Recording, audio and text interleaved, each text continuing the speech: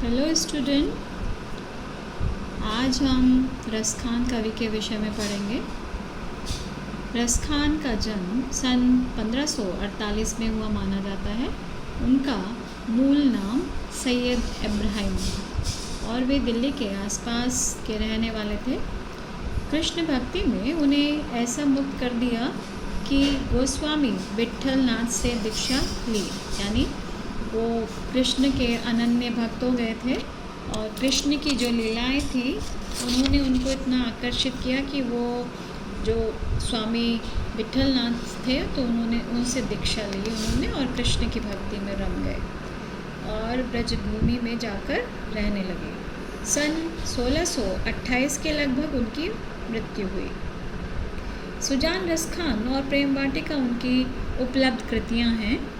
रसखान रचनावली के नाम से उनकी रचनाओं का संग्रह मिलता है। उनकी जो प्रमुख हैं, कृष्ण भक्त कवि रसखान की अनुरक्ति न केवल कृष्ण के प्रति प्रकट हुई है बल्कि कृष्ण जन्मभूमि के प्रति भी उनका अनन्य प्रेम व्यक्त हुआ है। उनके काव्य में कृष्ण की रूप माधुरी यानी कृष्ण का सौंदर्य, ब्रज महिमा यानी जो कृष्ण का जन्मस्थल है ब्रज, उसकी महिमा, राधा कृष्ण की प्रेम लीलाओं का मनोहर वर्णन मिलता है। वे अपनी प्रेम की तन्मयता यानी जो कृष्ण के प्रति उनकी अत्यधिक जो लगाव है, प्रेम का भाव विह्वलता यानी उनके मन के उद्गार, मन के जो विचार और आसक्ति के यानी जो कृष्ण की वस्तुओं के प्रति वो खिंचे थे, उसके उल्लास के लिए जितने प्रसिद्ध हैं उतने ही अपनी भाषा की मार्मिकता, शब्द चयन तथा व्यंजक शैली के लिए भी वो प्रसिद्ध हैं। उन्होंने यहाँ ब्रजभाषा का अत्यंत सरल और मनोरम प्रयोग किया है जिसमें जरा भी शब्दाडंबर नहीं है यानी बनावटीपन नहीं है। तो अब आज हम सवैये पढ़ेंगे। उनकी रचना है सवैये जो हैं, ये भी छंद है एक तरीके का। जैसे दोहा था, आपने साखी पढ़ी थी कबीर की, तो वैसे ही ये छंद है सवैया। जैसे आपको काव्य सौंदर्य लिखने के लिए आता है तो क्या लिखोगे? कवि रसखान है और कविता क्या है? सवैये है। भाषा ब्रजभाषा है, ठीक है, और छंद भी सवैया है, ठीक है। पढ़ते हैं। मानुष हो तो वही रसखान, बसो ब्रज गोकुल गाँव के वारन। यहाँ पर जो रसखान कवि हैं वो कृष्ण से तो प्रेम करते ही हैं, लेकिन कृष्ण की वस्तुओं के प्रति भी वो उनका अत्यधिक लगाव है। इस सवैये में हमें दिखता है। कवि कह रहे हैं कि यदि मुझे मानुष यानी मनुष्य होने का सौभाग्य मिले तो मैं ब्रज के गोकुल गांव में ग्वालों के बीच रहना चाहूँगा। जो पशु हो तो कहा बस मेरो, चरो नित नंद की धेनु जाए। और यदि मुझे पशु बनना पड़े तो मैं जो नंद हैं, नंद यानी यहाँ पर कृष्ण के बाबा, नंद बाबा की गायों को मझारे माने मध्य में, उनके बीच में चराने के लिए मैं पशुओं के साथ रहूँ यानी उन गायों के साथ में रहूँ। पाहन हो तो वही गिरि को जो कियो हरिछत्र पुरंदर धारण। और यदि पत्थर बनूँ तो मैं उस गिरि का, गिरि माने पर्वत का, कौन सा पर्वत?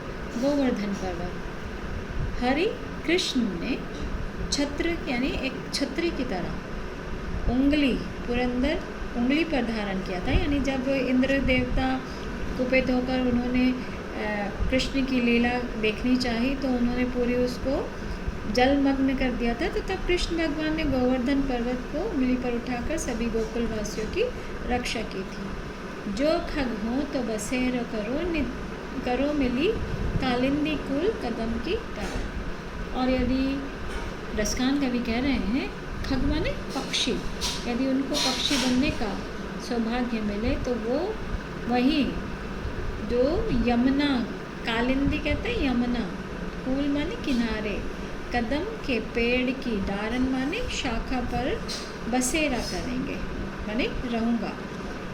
कि कि यदि मैं पक्षी बना तो मैं यमुना के किनारे कदम की डाली पर ही निवास करूँगा, क्योंकि वहाँ पर क्या कृष्ण रासलीला करते थे और अपनी बांसुरी बजाने आया करते थे। तो इस समय में आपने देखा कि कृष्ण की जो प्रिय चीज़ें हैं उनसे उनको कितना लगाव है। यहाँ पर कौन सी भाषा है? ब्रजभाषा है। और लास्ट की कालिंदी कूल कदम के डालन में क्या है? अनुप्रास अलंकार है। तो ऐसे आपको काव्य सुंदरी भी देना होगा। अभी साथ के साथ हम इसके अर्थग्रहण संबंधी प्रश्न भी कर लेते हैं।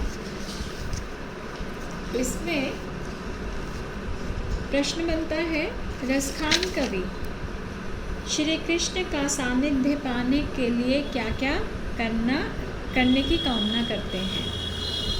वो कहते हैं कि जैसे सारा आ जाएगा इसमें, मनुष्य का, पशु का, पहाड़ का और पक्षी का, इनके विषय में जैसे हमने व्याख्या की है तो उसी के अनुसार वो उनकी क्या कामना है वो पूरा आप दे देंगे। ठीक है। दूसरा प्रश्न बनता है, पक्षी बनकर कभी यमुना किनारे कदम के पेड़ पर ही क्यों रहना चाहते हैं?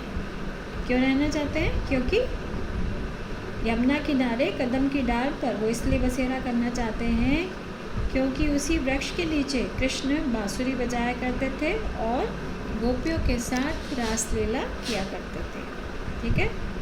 एक और प्रश्न बनता है इसी पर आधारित, निर्जीव रूप में कवि ने क्या इच्छा प्रकट की है? निर्जीव किस रूप में आया?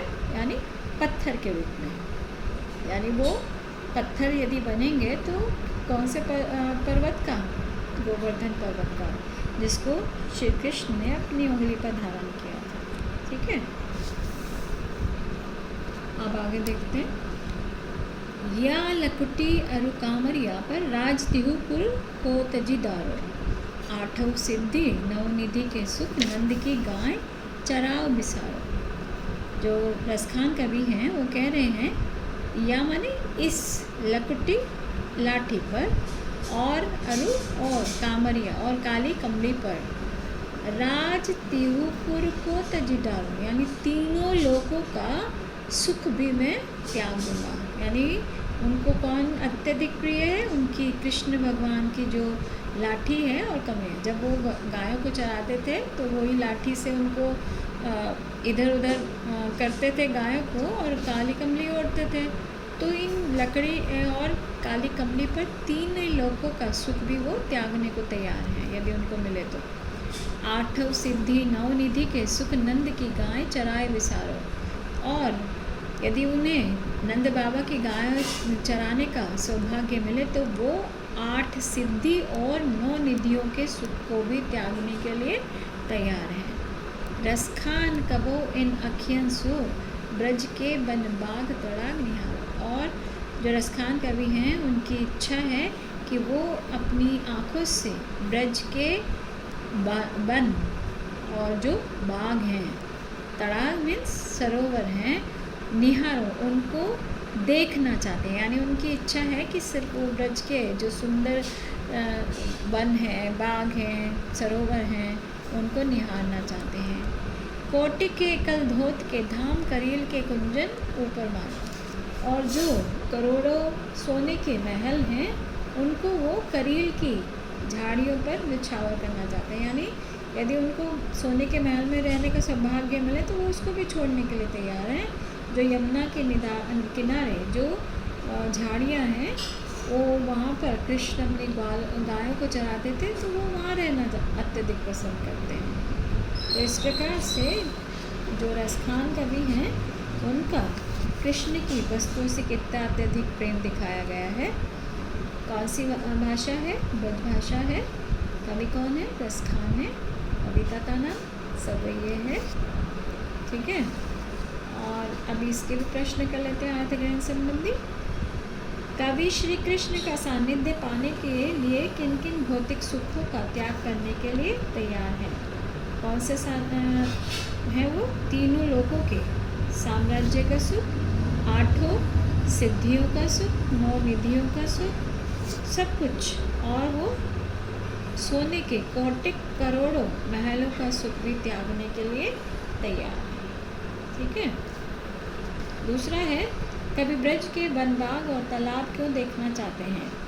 कभी कृष्ण और उनसे जुड़ी जो भी वस्तुएं हैं उनका उनके प्रति अत्यधिक लगाव है। उनमें कवि की कृष्ण की यादें जुड़ी महसूस होती है। ऐसी वस्तुएं देखने छूने से कवि को कृष्ण के आनंद की अनुभूति होती है, इसलिए वे ब्रज के वन बाग और तालाब देखना चाहते हैं। ठीक है, आज हम यहीं तक करते हैं। आप बाकी 2 रह गए हैं समय, वो हम नेक्स्ट वीडियो में पूरा करेंगे। इसी के साथ हम विराम देते हैं।